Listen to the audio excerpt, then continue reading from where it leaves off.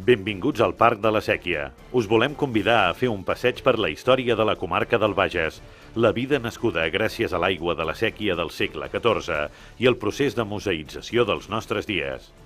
El recorregut de la sèquia, el Parc de l'Agulla, el centre de visitants del Parc de la Sèquia, el centre de l'aigua de Can Font, el Museu de la Tècnica de Manresa. Tot un camí que volem fer junts a partir d'ara.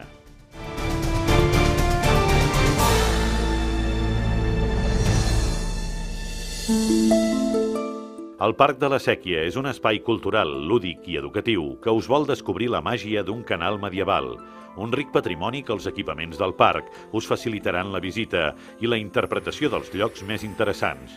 Una oferta variada amb un fil conductor, l'aigua. La Sèquia, un canal medieval construït del segle XIV que va portar l'aigua del riu Llobregat des de Balsareny fins a Manresa. Té un recorregut de 26 quilòmetres i va ser un projecte portat a terme pel mestre d'obres Guillem Catà, considerat com una de les principals obres d'enginyeria hidràulica de l'època medieval. El canal tan sols té un desnivell de 10 metres al llarg del seu recorregut, un fet insòlit si es té en compte els mitjans rudimentaris de l'època en què va ser construït.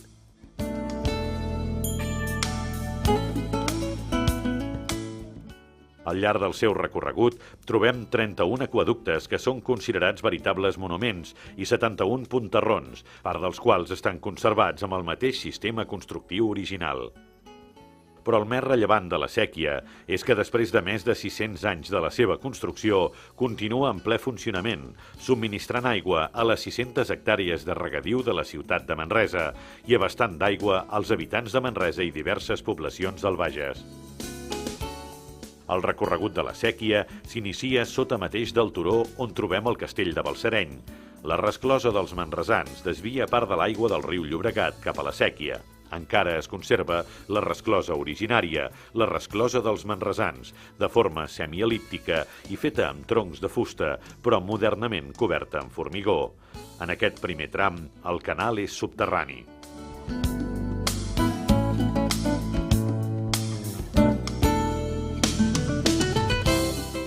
El recorregut continua pel terme municipal de Balsareny i quan travessa l'aqüeducte de Conangle canvia de terme municipal. Aquest impressionant aqüeducte de grans dimensions va ser construït el 1340 amb 103 metres de llarg, 13 d'alçada i 7 arcs apuntats.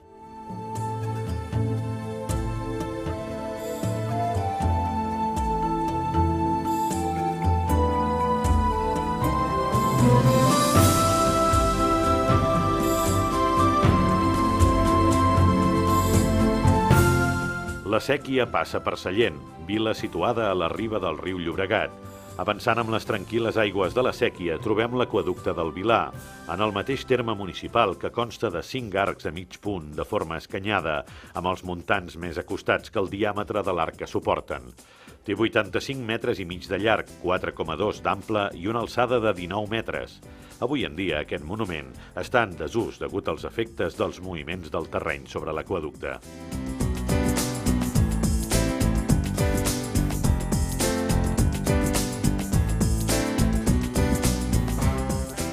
Passat el poblat ibèric del Cogulló, ens trobem a la zona humida de la Corbatera, un espai natural situat en un meandre del riu Llobregat, on podem observar les espècies típiques d'aquests ambients.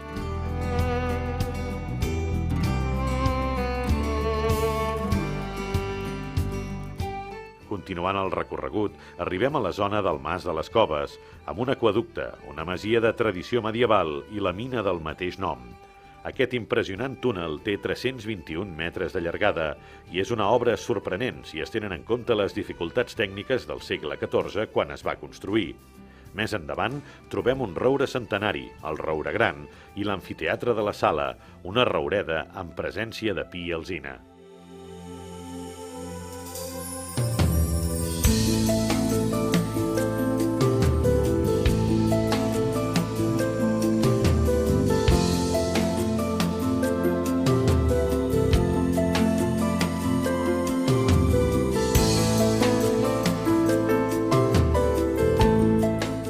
Arribem a la vila d'Isidre Lluçà, al timbaler del Bruc. Estem parlant de Santpedor, on pels carrerons del casc antic encara es respira l'ambient medieval. En aquest terme municipal hi trobem els aiguamolls de la bòbila, estanys originats artificialment a partir de l'extracció d'argiles d'una antiga bòbila, espècies típiques d'un ecosistema humit i fan vida, i en èpoques concretes aus migratòries, com ara els flamencs.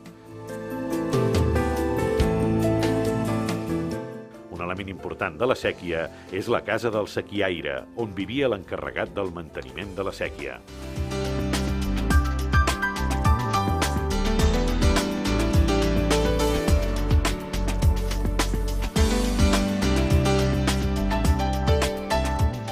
Arribem a l'ermita i al mas de Sant Iscle, que conserva el mas medieval i actualment acull un celler de vins i caves amb denominació d'origen Pla de Bages.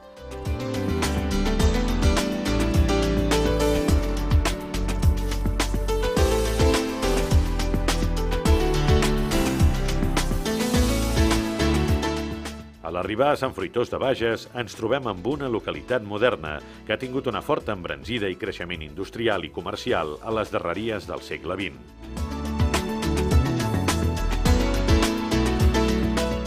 La séquia arriba a un punt important, el Parc de l'Agulla. Abans d'entrar al llac de l'Agulla, la séquia es bifurca en dos ramals. El ramal dret rega les partides del Colomer, Can Font i el Poal, desguassa el Cardener i conté una de les grans obres de la séquia, el Pont Llarg, un aqüeducte llarguíssim d'una trentena d'arcs. El ramal esquerre porta aigua al Guix, la Pujada Roja, els Trullols, la Culla i fins a Viladordis, on desguassa el Llobregat. Fou precisament per regar aquestes extensions d'horta que es va construir la séquia. És l'anomenada Horta Manresana, que antany omplia de productes els mercats de la ciutat.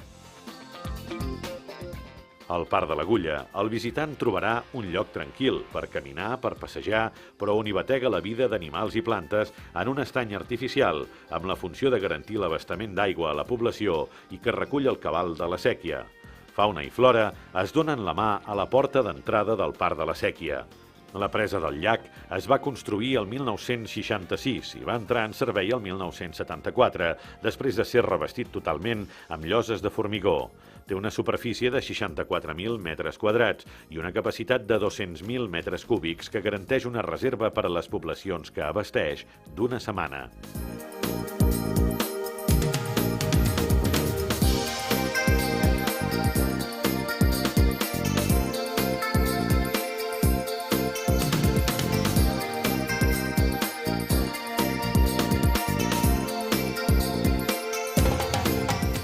El llac està comunicat amb la planta potabilitzadora dels dipòsits nous mitjançant una canonada de 2 quilòmetres de llargada.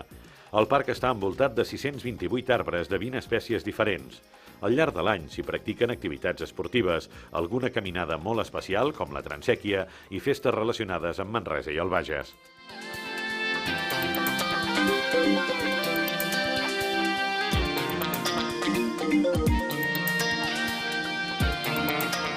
A l'entrada del Parc de l'Agulla ens espera el centre de visitants, una visita obligada per conèixer i gaudir de la història i la natura que s'aplega al voltant del canal medieval.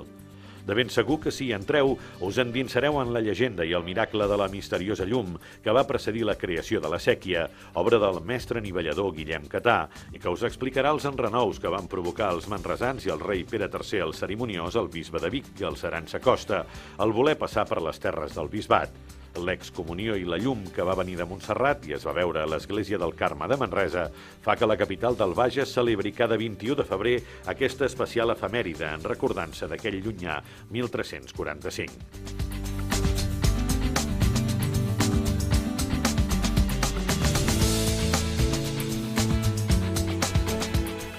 Deixem el Parc de l'Agulla i ens traslladem dins la ciutat de Manresa, la capital del Bages, que conserva un important llegat medieval, especialment del segle XIV, amb la Basílica de la Seu, ponts medievals i el conjunt del barri antic.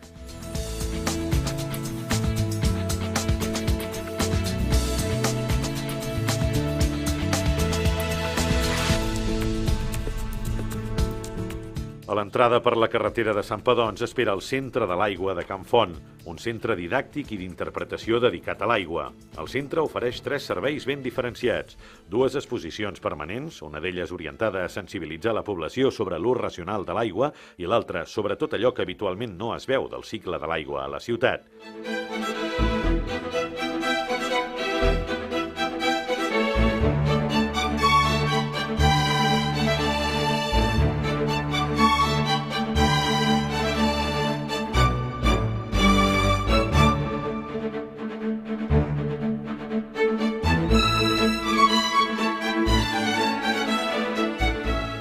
espai educatiu amb aules, laboratoris, maquetes i recursos didàctics per a realitzar activitats educatives amb centres docents i formació especialitzada.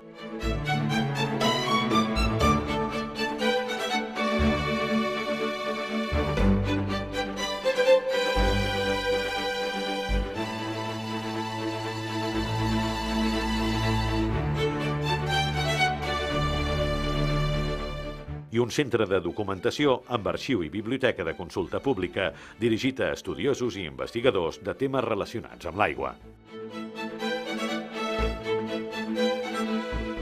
Entorn de la masia de Can Font hi trobem el parc del mateix nom, on s'ha pogut conservar un antic alzinar com a zona verda dins l'entorn urbà.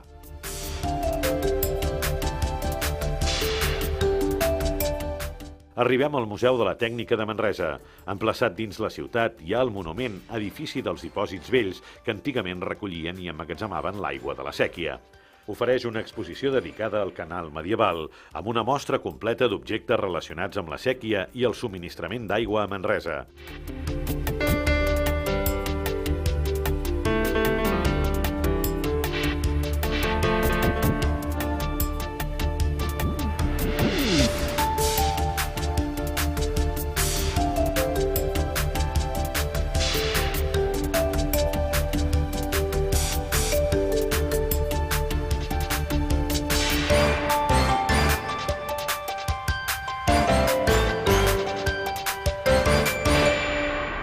El museu també disposa d'una altra exposició, la Cinteria, una mostra que ocupa 800 metres quadrats i que acull la primera exposició monogràfica permanent dedicada a la cinteria, el nom amb què es coneixen els anomenats teixits estrets, una especialitat poc coneguda, però amb una gran importància i un fort arrelament al país, sobretot al Bages i a Manresa, on encara avui es produeix una quarta part de les cintes que es fabriquen a l'estat espanyol.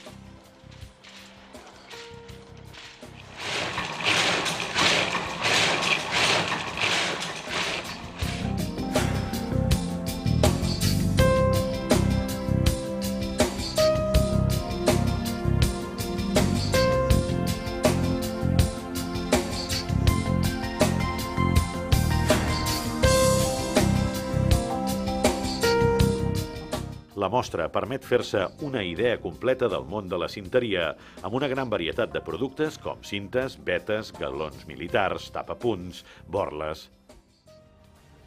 Aquest és el Parc de la Séquia, una ruta completa i variada amb aspectes lúdics, històrics, màgics i miraculosos, culturals, educatius, en contacte amb la natura i el medi ambient, i amb paisatges únics que et convidem a descobrir.